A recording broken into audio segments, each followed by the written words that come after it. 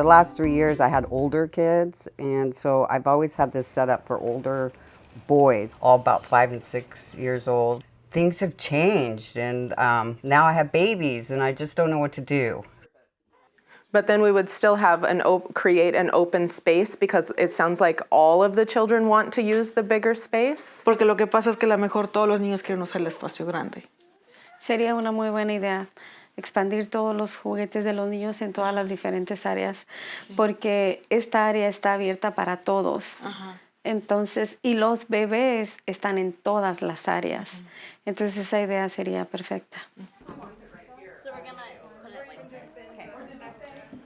It's a baby gate. So it's kind of, we're going to section off a portion of the room so that the babies can have a safe place to play and not be interrupted by the older kids and stuff like that.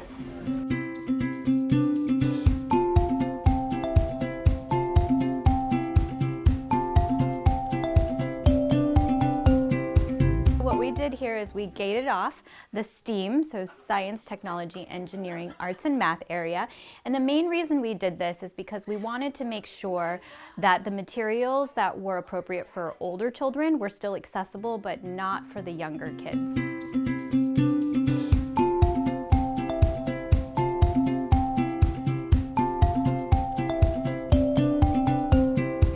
Yeah, so what we have here is mainly safe toys for both toddlers and preschoolers at different levels of difficulty. So what we've done is we put the smaller fine motor materials, so the usually more difficult stuff in the STEAM area, which is behind us.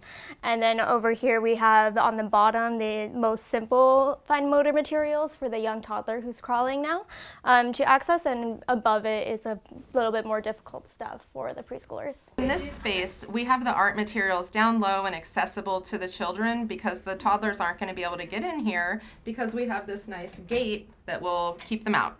This table is really great because it's adjustable, so if you have the little kids over here but the older kids are working on a project, they can actually stand at this table and you can make it higher, and it lifts up rather easily. And let's put it back down. Great.